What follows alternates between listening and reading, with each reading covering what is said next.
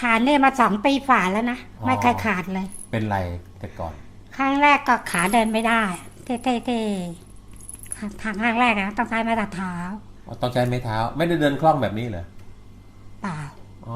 แล้วก็ทิ้งไม้เท้าไปแล้วมันเป็นไทรอยด์ครับก็เรียกอะไรนะขอให้พอกใหญ่ฝันนี้ใหญ่ด้วยใหญ่กว่านี้ด้วยอันนี้ยุบแล้วเพราะว่าแทบดูไม่ออกเลยไปโรงพยาบาลไปเข้าอะไรแต่มาด้วยมันใหญ่มากแล้วก็เป็นความดันเป็นไทรอยด์เป็นความดันเป็นไทรอยด์เป็นความดัน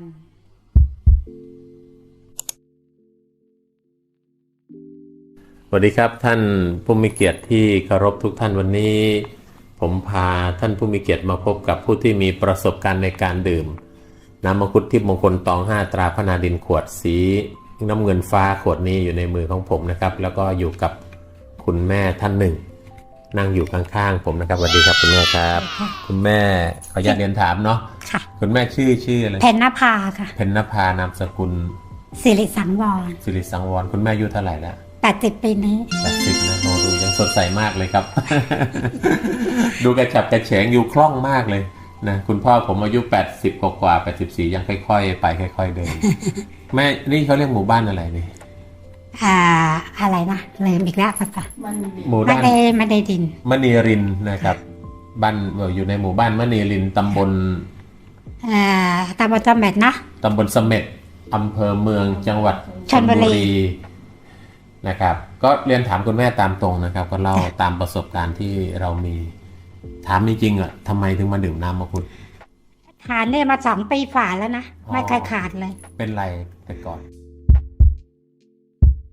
ครั้งแรกก็ขาเดินไม่ได้ที่ทางครั้งแรกนะต้องใช้ไม้เท้าต้องใช้ไม้เท้าไม่ได้เดินคล่องแบบนี้เหรอเปล่าแล้วก็ทิ้งไม้เท้าไปแล้วมันเป็นไทรอยด์ก็เรียกอะไรนะขอให้พอกใหญ่ฝันนี้ใหญ่ด้วยใหญ่กว่านี้ด้วยอันนี้ยุบแล้วเพราะว่าแทบดูไม่ออกเลยไปโรงพยาบาลไปเข้าอะไรแต่มาด้วยมันใหญ่มากแล้วก็เป็นความดันเป็นไทรอยด์เป็นความดันครับแล้วหลังน่ะมันเป็นกระดูกทับเส้นแต่ตอนนี้ก็ปวดนิดคือพูดง่ายๆว่าก่อนดื่มน้ำมังคุดในสุขภาพไม่ค่อยดีเท่าไหร่ขาเดินไม่ได้นี่ต้องใช้ไม้เท้าแต่ต้องใช้ไม้เท้าค่อยๆเดินตอนนี้ไม่เห็นใช้เลยเดินคล่องปั๊บต้องไปขึ้นเขาขึ้นอะไรได้มาได้ตั้งเท่าไหร่หลายเดือนแล้วนะเพราะทานยาเนี่ยมา2 ปีฝ่าแล้วตากับคนออกใหม่ๆอ่ะครับดื่มน้ำมังคุดมาเรื่อยๆนะครับนานเรื่อยๆมันก็ค่อยๆดีขึ้นแล้วก็เราก็ไปโรงพยาบาลด้วยไปนิติเวชไปทำฟันอย่างเดียวกับไทรอยด์ครับพอไปถอนฟันหมดปากเลยดี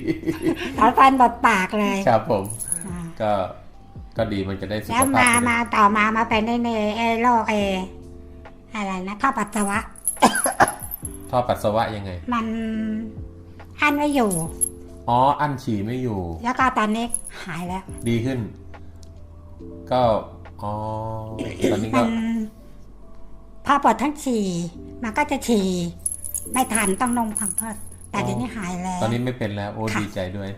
อย่างนี้น่ารำคาญเนาะน่ารำคาญมันเที่ยวไม่ค่อยได้อะเพราะว่านี่ชอบเที่ยวกับลูกตอนนี้อยู่คนเดียวค่ะลูกก็พาไปเที่ยวพอมาอยู่กับลูกเนี่ยตอนนั้นอยู่บ้านนู้นคนเดียวครับก็เที่ยวส่วนมากไปก็ไปทุดงทำบุญอย่างเดียวสาธุไปทุดงกับใครกับหลวงพ่อไม่ก็จัดอันนี้เป็นผู้จัดเป็นผู้จัดแล้วก็กระถิ่นทอดป่าเป็นผู้จัดพาเพื่อนๆไปเยอะเลยถิ่นก็รถตู้บางทีก็ทอดกระถิ่นสร้างโบสถ์มาเสร็จ2 หลังแล้วโอ้โหสุดยอดเลยสาธุบุญนี่ก็เพราะว่าดูคุณแม่ดูหน้าตาสดใสแข็งแรงตอนนี้ก็ร่างกายน่าจะดีขึ้น 80-90%จะบอกว่าจะให้เต็ม100ก็ได้แต่เดี๋ยวจะว่าเอาเนาะพอทานมามากแล้วแต่มันก็ดีถึงจะสั่งเรื่อยไงครับเพราะว่าคนอายุ80นี่จะหาคล่องแคล่วอย่างนี้หายากจริงเหรอจริงผมเจอมาเยอะผมสัมภาษณ์มาเยอะส่วนมากก็ค่อยๆพูดค่อยๆจาค่อยๆคิดไปช้าๆแต่แม่นี่คล่องเหมือนกับคนอายุ60อ่ะ คล่องเลย เสียงมันไม่ค่อยดีเพราะว่า ไทรอยด์ ฟัน ด้วย มันพูดแล้วมันจะนั่นแล้วมาเพิ่งมาเป็นได้เท่าไหร่เนาะเดือนหนึ่งเรามันออกหูแต่ในทานนี่อยู่ยังไม่หาย ครับผม จะหายไหม พูดยากเหมือนกัน หมอก็บอกให้ใส่หู เพราะว่าคนอายุ80นี่มันมีโอกาสเป็นอะไรก็เป็นได้ทั้งนั้นเพราะว่าร่างกายเรามันค่อนข้างอย่างนี้ครับผมครับเราต้องเข้าใจสภาพแต่ว่ามาถึงขนาดนี้ผมก็ถือว่าดีครับนี่ก็คือเสียงของคุณแม่อะไรแม่เพ็ญนภาสิริสังวรสิริสังวรอยู่หมู่บ้านมณีรินทร์ตำบลเสม็ดอำเภอเมืองจังหวัดชลบุรีนะครับดื่มน้ำมังคุดของเรามา2 ปีนะครับ2 ปีกว่านะครับจากที่เดินไม่ได้ใช้ไม้เท้าเดินแล้วก็ทิ้งไม้เท้าแล้วก็จากที่เกิดเป็นไทรอยด์คอพอกขึ้นมาใหญ่ก็ตอนนี้คือยุบลงมานะครับแล้วก็สุขภาพแข็งแรงขึ้นนะครับก็สิ่งที่เรามาก็ถือว่าเป็นอะไรมันก็หายนะมันค่อยยังชั่วขึ้นแต่มันไม่หายที่มันค่อยยังชั่วค่อยๆดีขึ้น แต่เราก็แข็งแรงแต่ร่างกายแข็งแรงก่อนทานข้าวไม่ได้ก่อนพอวันนี้เยอะเลยท่านไม่อ้วนเคยมาต้องยับไปถอนฟันครับสุขภาพดีเพราะว่าอยากจะให้อ้วนฟันนี้สักหน่อยเพราะว่าเดี๋ยวจะไปอังกฤษครับผมจะไปอังกฤษอีกแล้วไปเยี่ยมหลานเรียนอยู่ที่นั่นลูกสาวจะพาไปครับผมว่าจะเอาน้ำไหมเนี่ยเอาไปได้ไหมถ้าโหลดขึ้นเครื่องนะได้ไม่มีปัญหาขึ้นเครื่องเราไม่ได้หิ้วขึ้นข้างบนแต่เราโหลดใต้ท้องแต่เราเอากล่องไปได้ไหมไม่ต้องเอาไปก็ได้แต่ขวดครับห่อเอาแพ็คเอานั้นห่อครับผมก็นี่ก็คือเสียงคุณแม่เพ็ญนภานะครับทางบริษัทก็ดีใจกับคุณแม่ที่ดื่มและสุขภาพดีขึ้น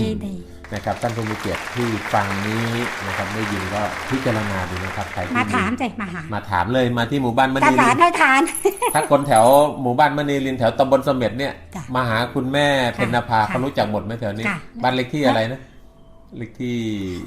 หนังอะไรจำไม่ได้เพราะว่าอยู่ลูก